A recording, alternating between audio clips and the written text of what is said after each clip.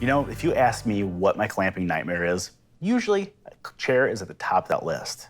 The round legs plus the splay of the legs makes getting even good clamping pressure pretty difficult. That is, unless you have a chair clamp like this guy. Basically, this is a pair of jaws, one's fixed and one's movable, and they're assembled on a piece of threaded rod.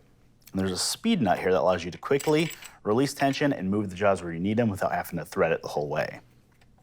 What makes this guy really great is the actual jaws. They're rounded, and that means that they're gonna hug the legs of the chair and get good, even clamping pressure, and they won't slip. These really aren't bad to build. Let me show you how. So we have to make a pair of jaws, and those jaws start off as one blank that is cut in half. And then over the table saw, I use a dado blade to cut a groove down the length of it. Once the groove is cut in both pieces, I use the threaded rod as a spacer, and I glue it and clamp that together and let it dry. Then I cut apart the two job links, and I have one of those here. You can see I have a pattern applied here.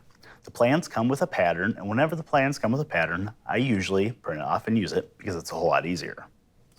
So now it's a simple matter of cutting this jaw to shape, and then we'll head over to the bench and get them assembled.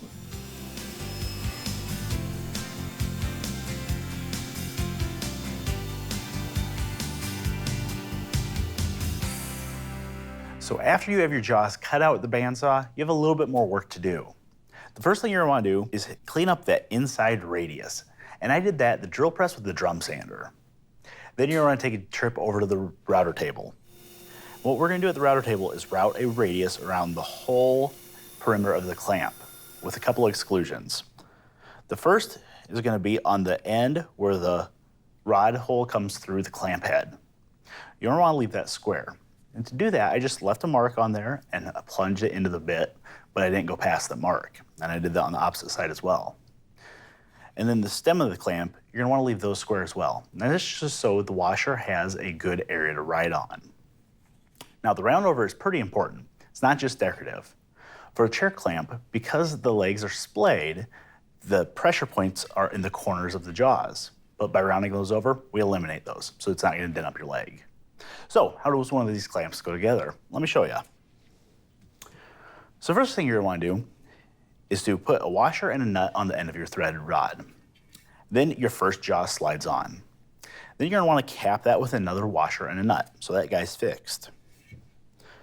Now it's just a simple matter of sliding the other jaw on with a washer, and you can see how that washer seats up against that flat that we left on there, and then the speed nut. The speed nut slides on, but as soon as you start tightening it down, the threads engage and it tightens it down. Then you can just slide this guy on a chair, slide the nut in, and give her a couple twists. And honestly, there's not a better clamp out there. But that's not your only option with this chair clamp. You can reverse the jaws. So instead of putting this jaw facing in like we did on the clamp, you can also reverse the order, put the nut on first, facing out, then a washer, and then the final jaw. Now that looks goofy, right? But this is the perfect spreader. In case you have a chair that you need to repair, you can stick this inside the legs, and then by twisting the knob, you can drive the legs out and disassemble it.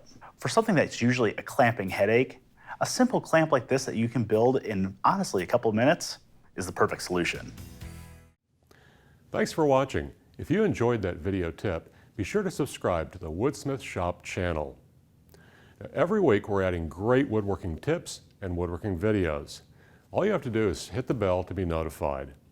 Plus, you'll find project plans and downloads in the description below.